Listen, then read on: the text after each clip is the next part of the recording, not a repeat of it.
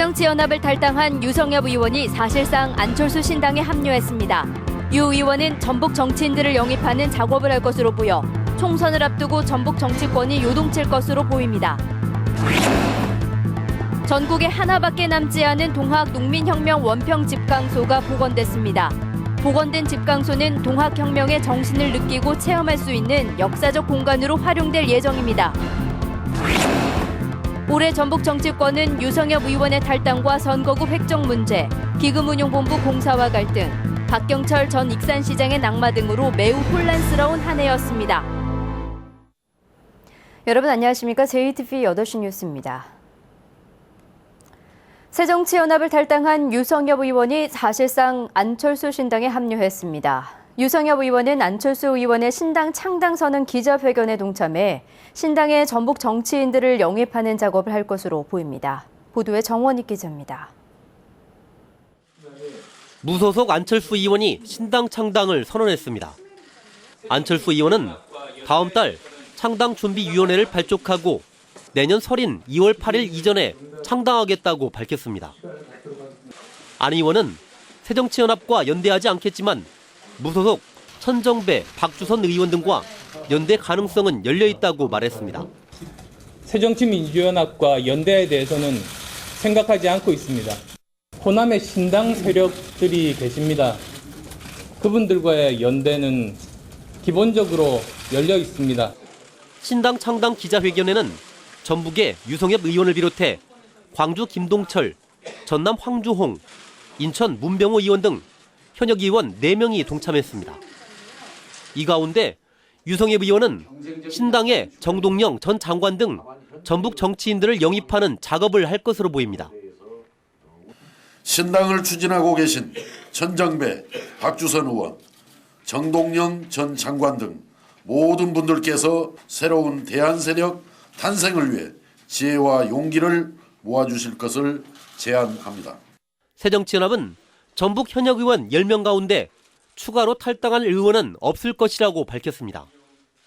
그러나 다음 달 중순쯤 새정치연합의 현역 의원 20% 물갈이 폭이 발표되면 전북 현역 의원의 추가 탈당 가능성을 배제할 수 없습니다. 안철수 신당이 인재 영입의 성과를 보이면 전북의 내년 총선은 새정치연합과 신당의 치열한 한판 승부가 예상됩니다. JTB 뉴스 정원익입니다. 서해안 해양 관할 구역을 축소하는 법안이 국회 상임위원회에 상정돼 전북과 충남이 갈등을 빚고 있습니다. 새누리당 이명수 의원 등이 발의한 법안은 인접하거나 마주보는 지방자치단체의 해양 관할 구역의 경우 관계 자치단체의 합의가 없는 한 등거리 중간선으로 한다고 규정했습니다. 전라북도는 등거리 중간선으로 재설정되면 전북의 어장 면적이 충남 서천군보다 15배가량 축소돼 양측의 조업권 다툼이 심해질 수 있다며 전북의 국회의원들과 함께 법안 통과를 막는 데 힘쓰기로 했습니다. 흉물스럽게 방치돼왔던 동학농민혁명 유적지인 원평 집강소가 옛 모습 그대로 복원됐습니다.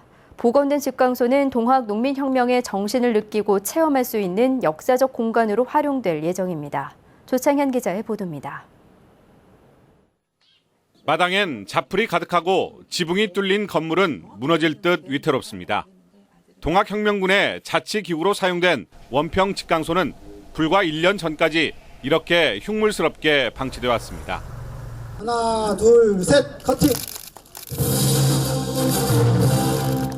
원평 집강소가 120년 전 옛 모습 그대로 복원됐습니다. 방과 대청, 부엌 등 4칸으로 구성된 초가집 형태입니다. 원평 집강소는 일제시대 면사무소로 해방 이후엔 개인 주택 등으로 사용되다 이후 폐가로 방치돼 왔습니다.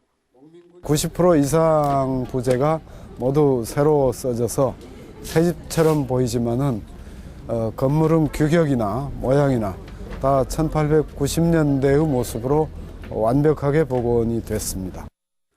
집강소는 새로운 세상을 꿈꾸던 동학혁명군의 지방자치기구였습니다. 피지배계층인 농민들이 정치에 참여한 첫 출발점이었으며 봉건사회 타파를 외치던 민초들의 꿈이 연글던 곳이어서 복원의 의미가 남다릅니다. 주민자치, 국민자치의 효시였고 이 집강소 활동을 통해서 국민의 뜻이 행정에 원용되는, 행정으로 통용되는 그러한 경험을 가지게 됐습니다. 1894년 당시 전라도 지역에는 53개 집강소가 설치됐지만 지금까지 남아있는 곳은 이곳 원평 집강소가 유일합니다. 복원된 원평 집강소는 김제시에서 위탁 관리하게 되며 앞으로 동학혁명의 정신을 느끼고 체험할 수 있는 역사적 공간으로 활용될 것으로 보입니다.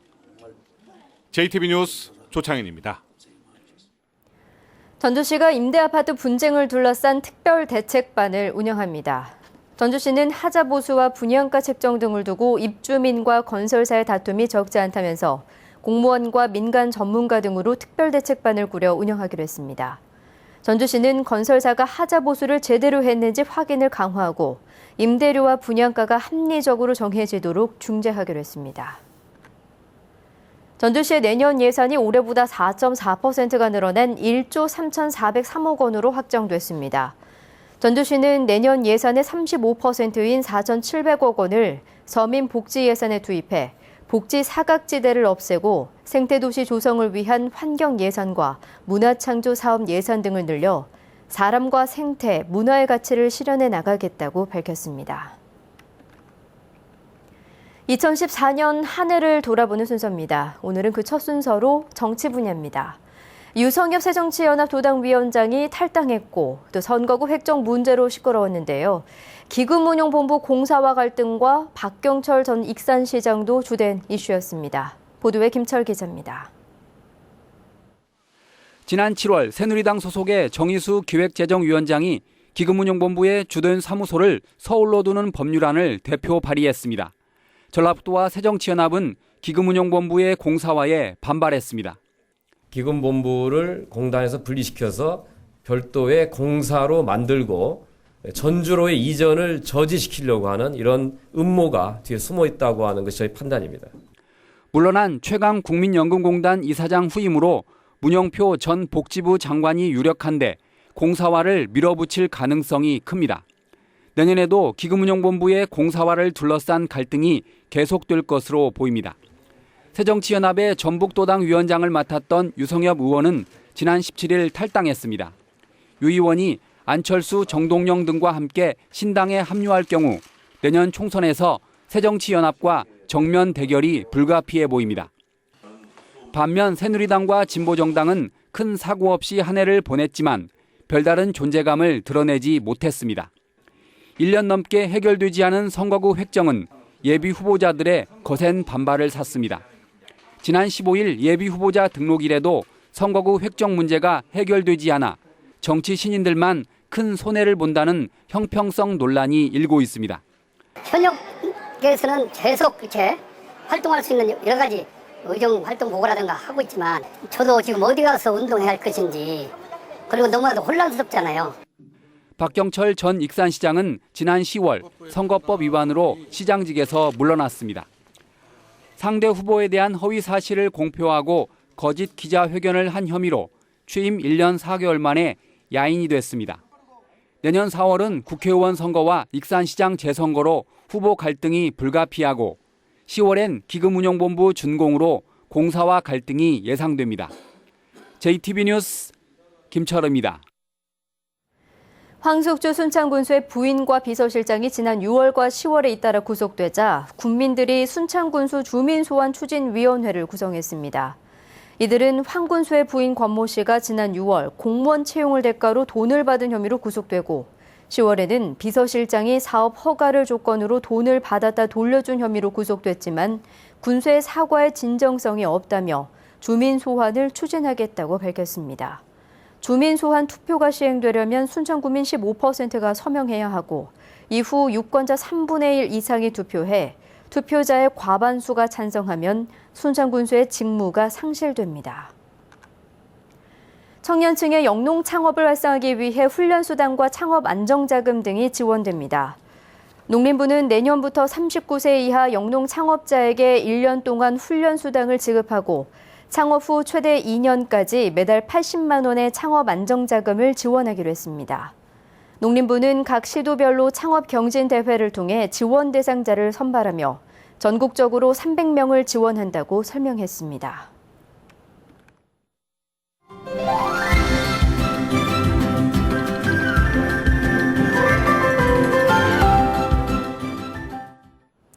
겨울이 되면 몸은 면역력이 약해지면서 외부의 세균과 바이러스에 대한 방어 능력이 떨어지게 됩니다. 날씨가 추워질수록 주의해야 하는 3가지 질환과 예방법에 대해 전해드립니다. 건강한 생활 송창용 기자입니다. 추운 날씨에는 심근경색과 협심증, 뇌출혈, 뇌졸중 등 심내혈관 질환의 위험이 증가합니다.